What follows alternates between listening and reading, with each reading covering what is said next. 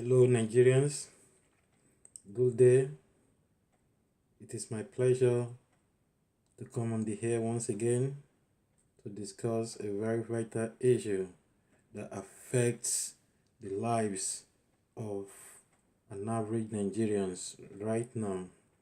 I want to talk on the adverse effect of religious doctrine, or let me call it the consequence of false religious doctrine in Nigeria. It is so sad that religion in Nigeria is causing a lot of harm more than good as it is ought to be. Most people have lost their direction and focus because of the false preaching they are listening to. A lot of people believe in miracles, and this is not so. In the Bible, we were made to understand that after the miracle of feeding 5,000 people with 2 fishes and 5 loaves of bread, which our Lord Jesus Christ did, his disciple grew by 70 additional people. He asked them that, have you not come just because of the miracle I've performed, just because of the fish and the bread? But if that is your mission, then go behind me, except you are ready to feed on my flesh and my blood. That is the only condition that makes you people acceptable to be disciples with me. This shocked the new disciples to be, and Christ told them that if they are miracle seekers, ye are adulterous generation. So when we look at the Bible, to me, I believe miracle is not for everybody. Miracle is just like a once in a million times occurrence, and most of the miracles that happened in the Bible, they were not even initiated by our Lord Jesus Christ himself. It was the faith, the belief of the people that actually made the miracle possible. Like the woman with the issue of blood, she believed that when she touches the hem of Jesus Christ's garment, he will be made clean, because she is so convinced, she is so certain, she is sure. And as she touched the hems of our Lord Jesus Christ's garment, our Lord Jesus Christ responded that your faith has healed you. The same thing, the widow that lost her son, just because the widow believed that Christ, when she sees Christ, his son will be alive. That was how the woman was able to receive a miracle and his son resurrected. And when we look at the Bible carefully and critically, when you look at what happened to Lazarus that was raised from the dead, it was the belief of the sister. Because when Christ came after Lazarus died, 3 days after, the sister told Christ that your friend has died, that if you were to be around, your friend will not die. Because they so much believe and they so much trust our Lord Jesus Christ.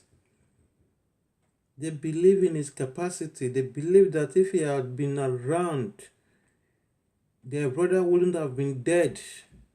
So this touched our Lord Jesus Christ, because they are convinced. They have assurance in the power in him. And that was what brought about the resurrection of Lazarus.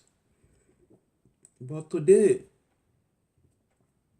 many preachers, big religious icon in Nigeria, they've now commercialized miracle.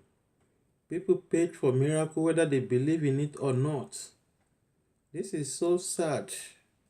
This doctrine of exploitation and extortion needs to be stopped. To me, it's a complete manipulation. So this idea needs to be changed, and people need to be told the truth, nothing but the truth.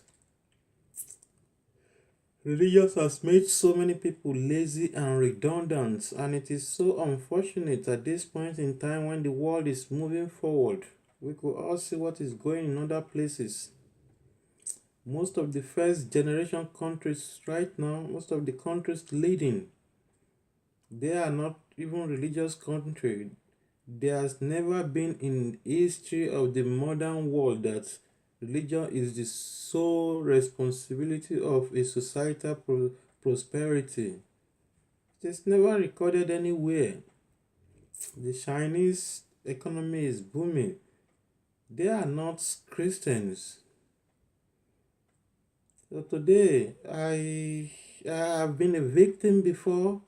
It takes divine intervention of God after leaving the shore of Nigeria before the reality is down on me. A lot of churches in Nigeria organizes what is called breakthrough service. How can people be breakthrough with ordinary prayer and fasting? Even the Bible make it clear that prayer without work, faith without work is dead. Prayer without work is frustration. The best way there could be truly a breakthrough is if an action is incorporated with prayer. Action in the sense that churches should learn how to provide skill acquisition, how to provide training for their members who are desperate in need of financial freedom. They should stop gathering people and subject them to prayers and fasting and extorting them to pay money. The best way you can empower people is to give them skill, is to make them learn things that will generate income for them. So, and people need to be very careful. People need to be very people need to be people need to use their brain. People need to use their brain. It is in the Bible book of Hosea 4. God is critical about wisdom. He said, "For thou rejected wisdom, I will disown you. I will not use you. I will not use your generation." It is a sin. God detests fools. God will never use fool. So the best way for you to get out of that financial difficulties is the best way for you to get out of that financial enslavement is for you to find your hand doing something. People need financial education, not breakthrough service in form of prayer. They don't need that. Give them financial education, give them skill acquisition, give them skills, give them training. Liberate them, make them an instrument of production, and automatically their financial situation will change. This is what I just want to say this morning. So be wise. Don't indulge or practice any religious doctrine that will enslave your mind, that will make your mind redundant.